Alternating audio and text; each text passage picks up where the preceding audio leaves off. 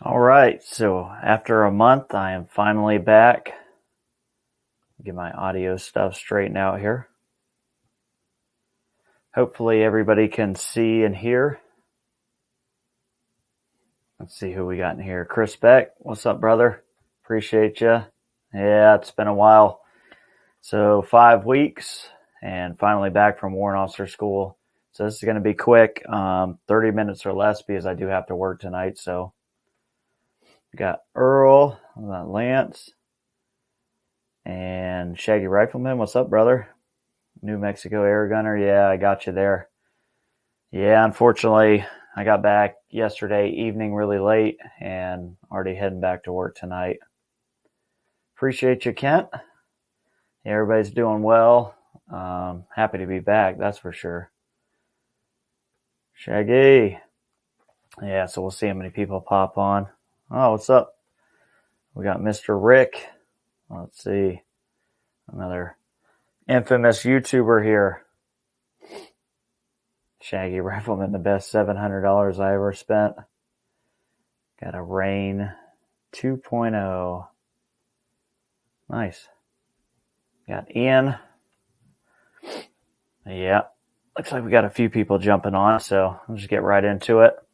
Probably not going to talk about a whole bunch, not going to get too much in the weeds here, just about a little bit of what we're going to do in the future, kind of what I was just doing, what kind of changes that I have coming for this season. So initially, and I think I had a couple of videos where I said this, that I was really going to buckle down this year and shoot a ton of competitions, and that was going to be my main focus.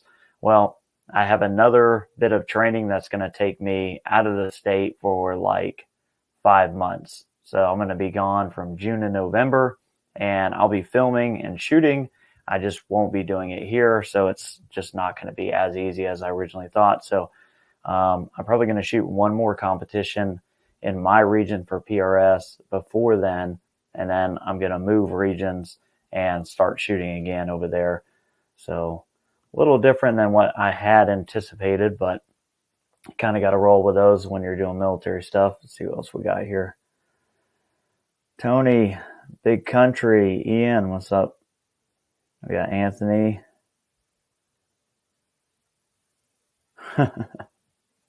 Yeah, no beard, so yeah, shave some years off me. I hate not having a beard. I hate shaving, but I guess that's part of the gig. So from today until April, I'll have to shave again, so that kind of stinks. So I won't be able to grow a full beard, but a little bit of a beard anyways.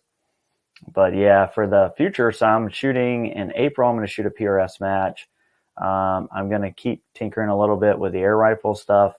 I'm going to go shoot RMAC this year, which is a huge air rifle competition, as long as those dates work out. Getting ready to put a Bergara on the channel. We're going to have that kind of going forward. I want to just mix it up a little bit, get a 700 short action footprint gun on the channel. And we're going to do a little bit more testing. So I do have some testing coming up.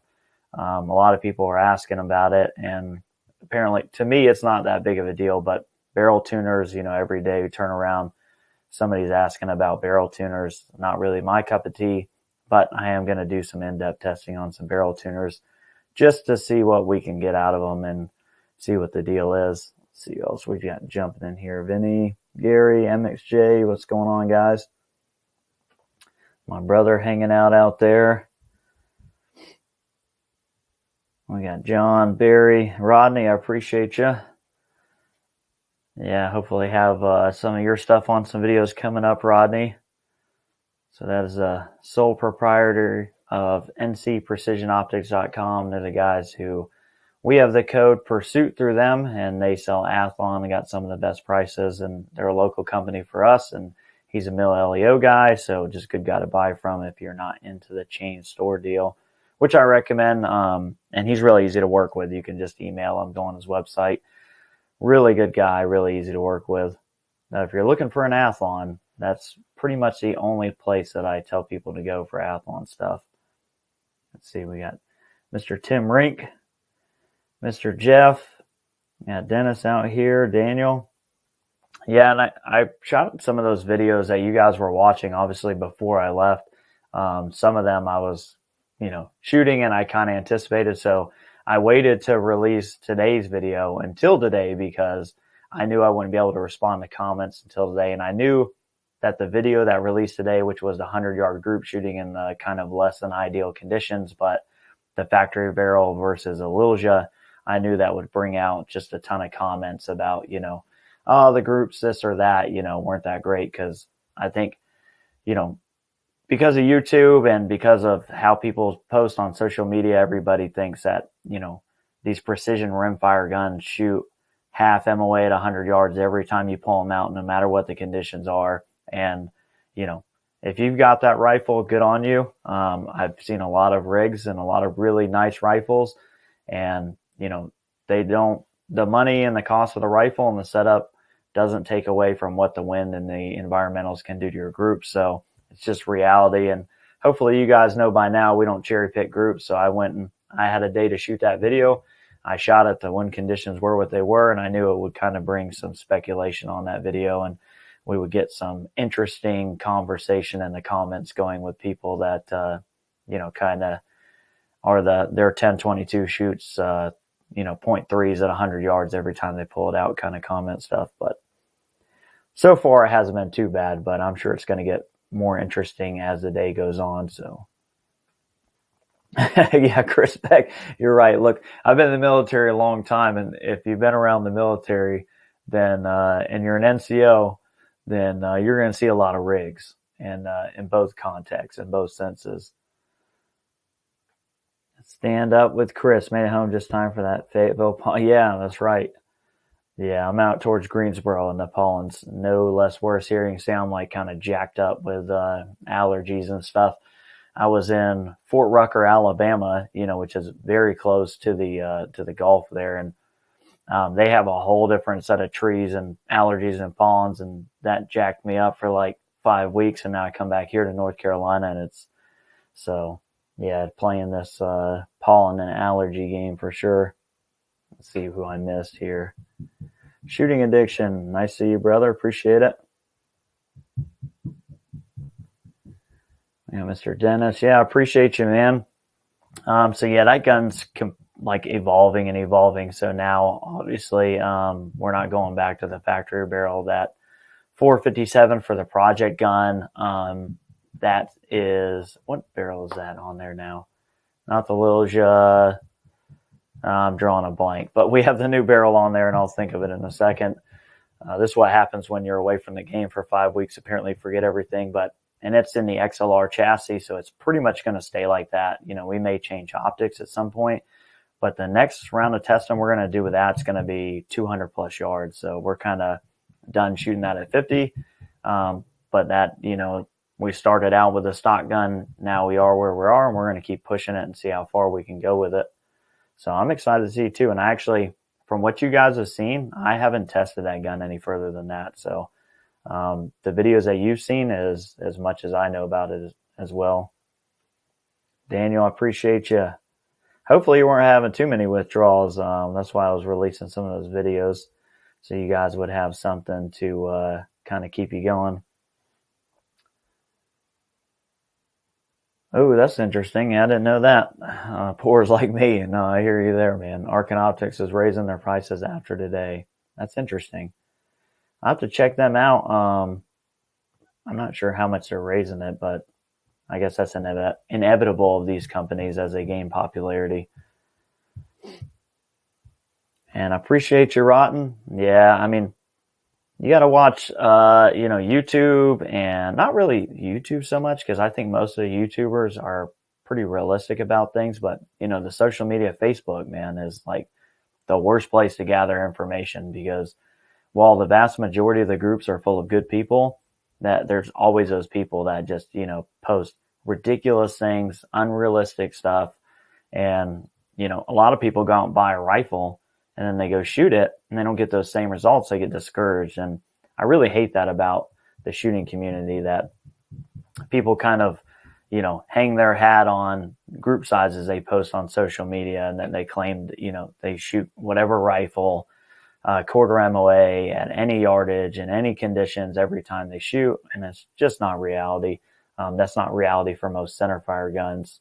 And, rimfire, obviously the variables are significantly more important when you slow that bullet down and drop the BC down. But so I'm glad for you guys, realistic group of guys who have real expectations, and we know what real precision rimfires can do. So always happy to be surrounded by you guys for sure. Your shit, yeah, I appreciate it. I'm getting older, so when I was 10 years ago, I used to kind of be upset. People used to say, "Oh, you look like a kid when you shave," and when you're in your 20s, I guess you want to look like you're in your 30s. But now I'm in my late 30s, so the more I can look like a child, the more that works for me. So I appreciate it. And I appreciate you, Lothar. Hope I'm pronouncing that correctly. I appreciate you there.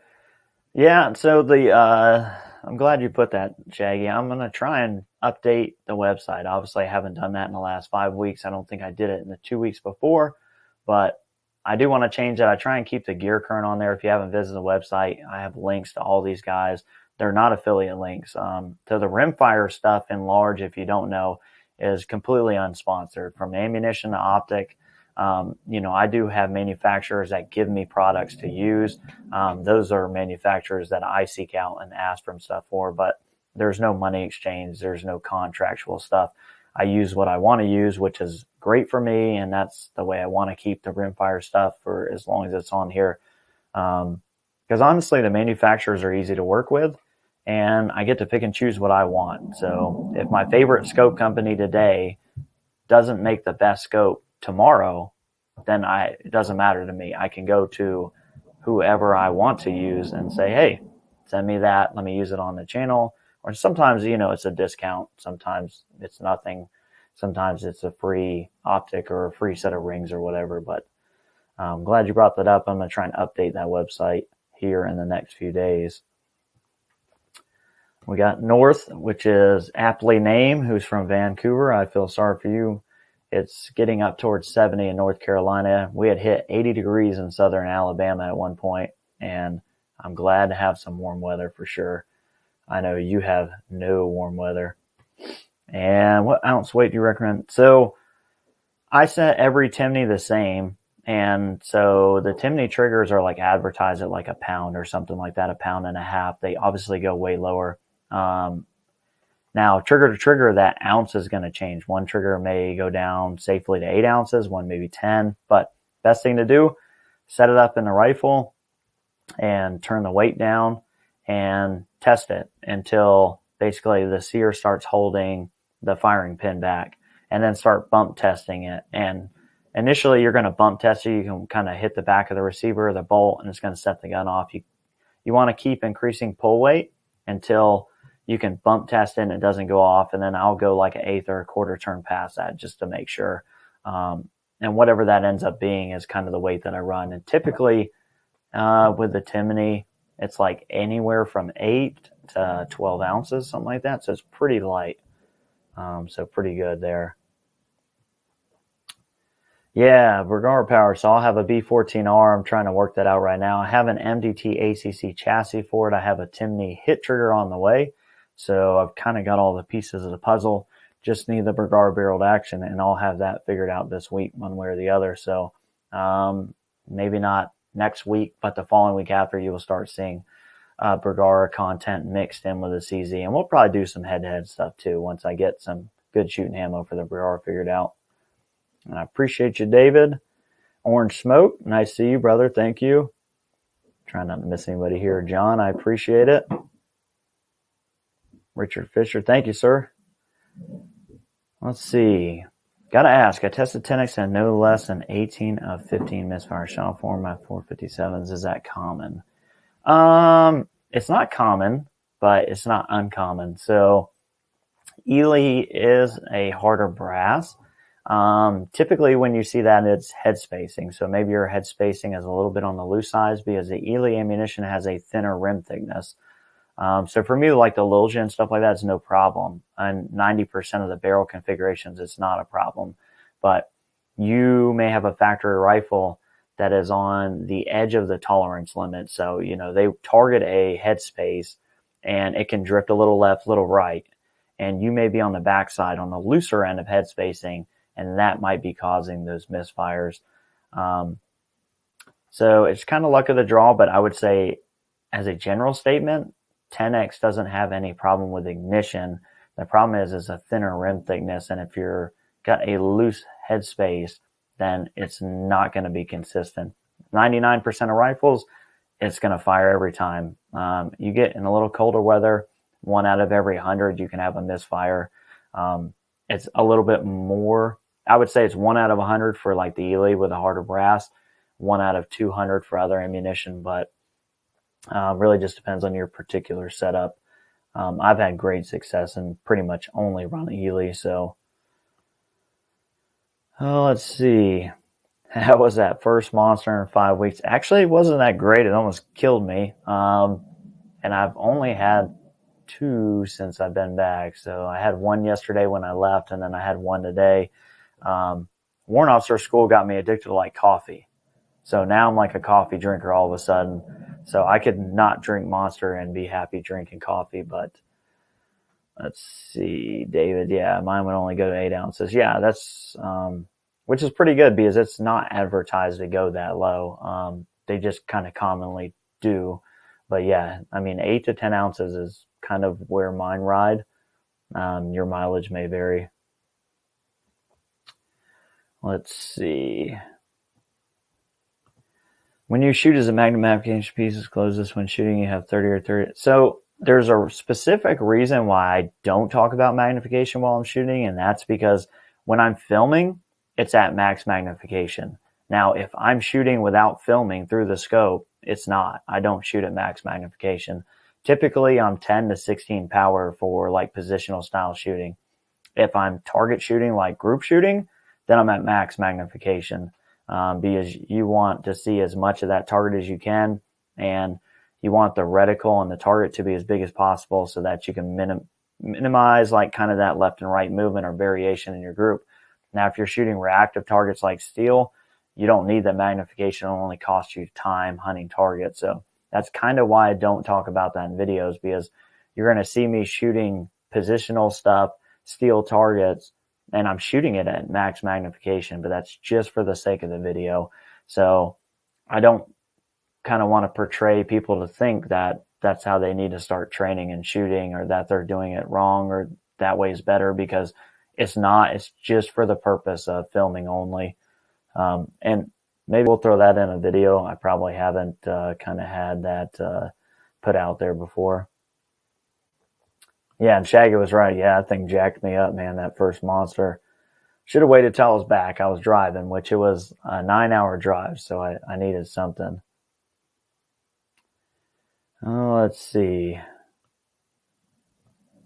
Try not to miss anybody here. Oh, I'm getting way behind. I got to start moving through these. Let's see. Ron says he wants to see a 1022 build. I've got to test this kid, but I may do a 1022 in the near future. I started kind of, looking to see what's out there. So we may throw a 1022 in the mix. Looking to purchase a Savage, went down a rabbit hole. The German Beretta leaning towards a Savage. Your thoughts? 300 Win Mag. I can tell you, I'm not a Savage fan. For me, when I buy a rifle, it's as much about the fit and finish of the rifle and the appearance of the rifle as it is performance. Now, I don't sacrifice performance, but I want the performance to be up here, but then I want fit and finish to be the same. And if I have to spend a little bit more money, that's okay. I just not been a huge Savage fan, and that's not just because of the rimfire stuff. It's just typically the style of the rifle or the way they look just doesn't appeal to me. So I actually really don't know anything about the Savage Impulse. I'm in Huntsville, Alabama. Right on. I'm having trouble searching for it. And yeah, look around online and jump on a deal. Make sure it's a legit website. There's a bunch of spam websites that have like rifles in stock. If you go to checkout and it's like Venmo or Cash App, then it's not a real site. But local gun shops in luck right now, because they're just not on the shelves. It's like with anything right now, everything's hard to get. Supply chains are not getting better. And now with the conflict in Europe, I'm sure that's not helping anything either. So unfortunately, I can't really tell you where to look to get something right now. And Lothar, I do not. Oh, nice. David got his Lulger back. Yeah, let us know how it works out for you when you get to shoot it. Let's see.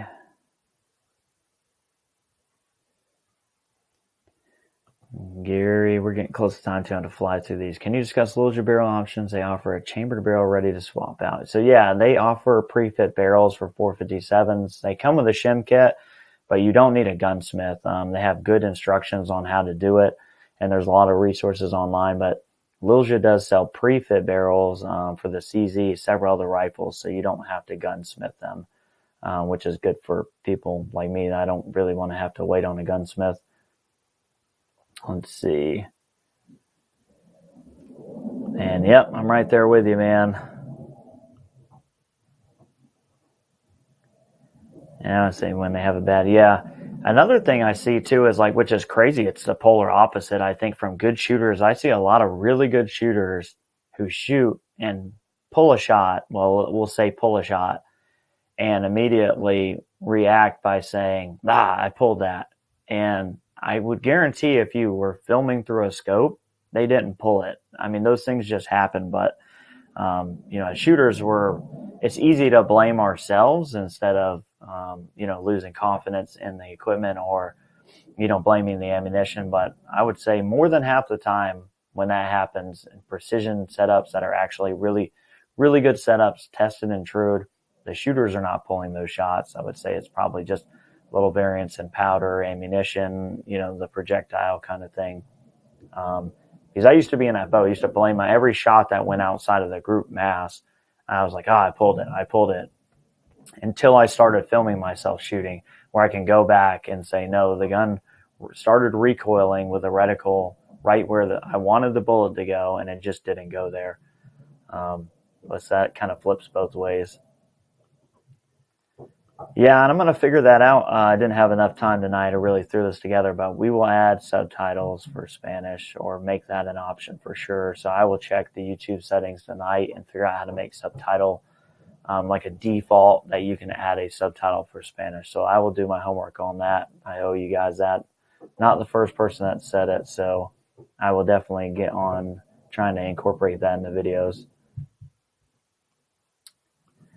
Anybody know if the Manners still make the cheek? Yes, they do still make the cheek rest. The actual new models are the most expensive. OEM 457 comes with a cheek riser now.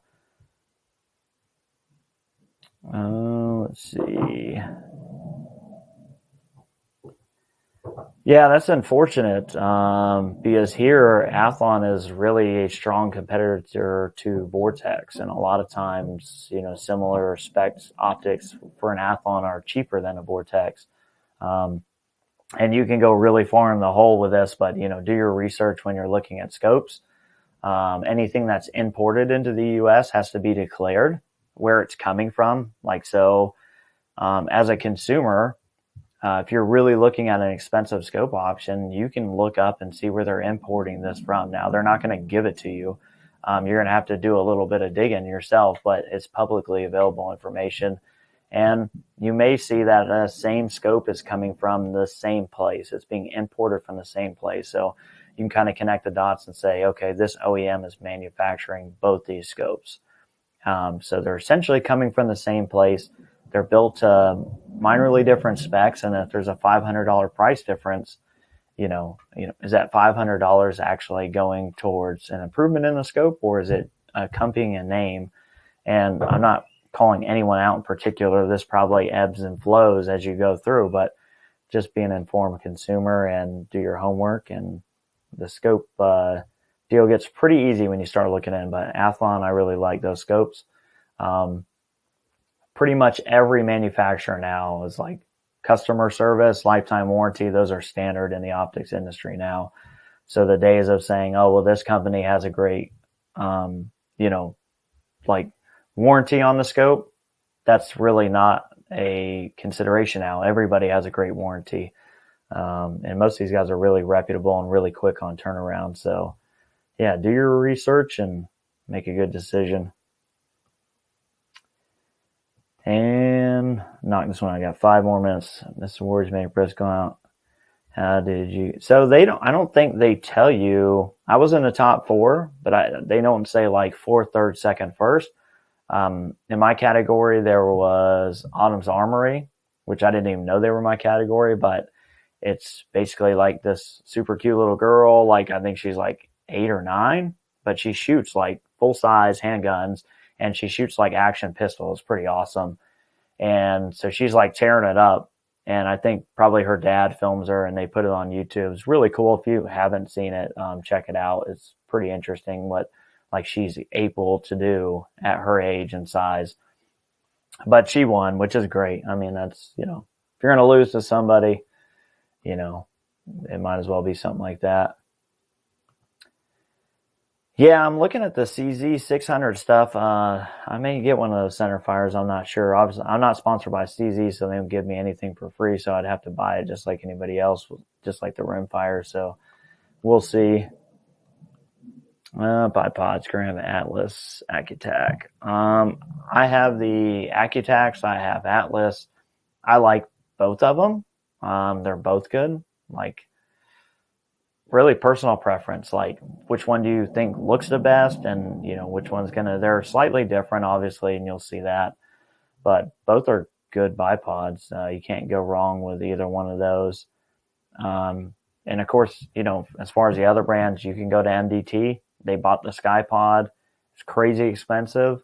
Not my cup of tea. I shoot off of a bag pretty much 99% of the time. But a lot of guys who have them are not sad that they bought them.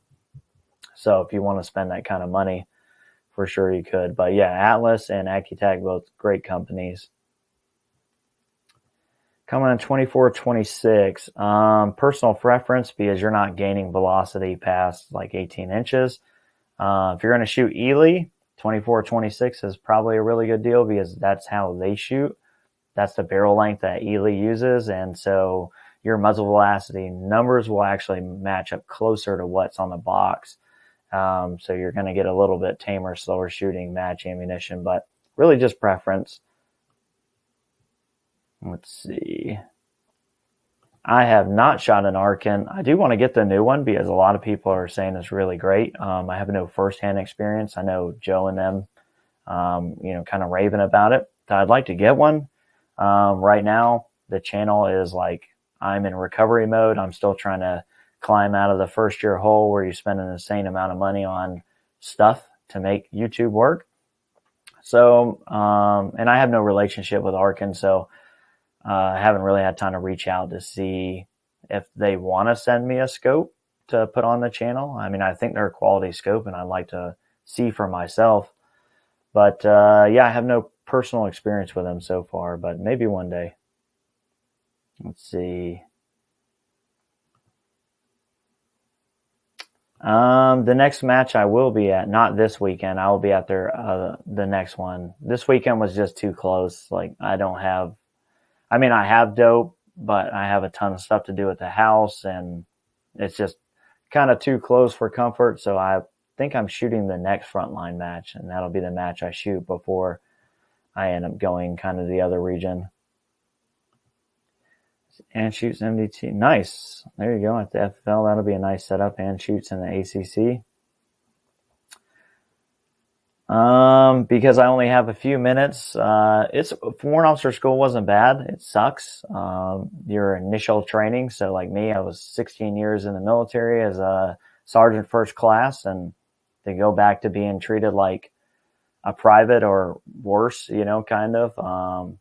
It's kind of a hard pill to swallow, but you're there with a bunch of other people that are doing the same thing. And it's in the aspect of what you have to do to become a warrant officer. It's not bad. It's just mentally getting over the fact that you're a senior NCO now going to be a warrant officer, and you have to kind of, submit yourself to being an initial trainee again, which kind of makes it tough. But let's see. Let's see here. I appreciate you, Ian. And see, Jack, Jill's getting found your channel. Nice. Yeah, so I appreciate you checking us out, jumping on the live. So we're pretty big, or I'm pretty big here on not like being a fluff channel. Like I shoot, and when I shoot, what happens is what goes on video, and it's more realistic, I think. And so that's kind of what we're trying to do, is shine light on what 22 long rifles can do, give you guys a realistic expectation of what you're getting yourself into for the money, and not string you along with a bunch of empty promises and 1 out of 20 groups I shot only going on film, these are the best. So really just out here to be informative and grow the community, and it's a whole lot of fun to be a YouTuber shooting precision rimfire all the time. So that's a big plus. All right, guys, I'm going to have to start wrapping it up. If I missed your comment, I'm really sorry. If you have a comment that you really wanted an answer to and I didn't get to, or I missed it, you can go to the website, pursuitofaccuracy.com, submit in a question, or just jump on one of the videos and ask it in there. I pretty much 100% respond to comments in the video section. Now, it doesn't look like that because I've been gone for 5 weeks and I didn't have access to my phone for 95% of the time. So now that I'm back, I will start answering comments, and I'm kind of playing catch up, but I will get to your guys' questions, I promise you. Thank you, everybody, for coming out. Thank you guys for jumping on the live stream for me. Thank you for supporting the channel while I was gone. And, we're going to have another kind of shift midway through the year. I'm going to be in a new environment, new place. But I think it's going to give me some opportunity to film some matches in the way that I think they need to be filmed, in the way that I would want to watch them. And we're going to have a lot of stuff going on. And if I'm missing a cue anywhere, guys, let me know. Police me up. I'm not perfect. But thank you guys for watching. I appreciate you for being who you are. And we'll catch you on the next one, guys. We'll see you later.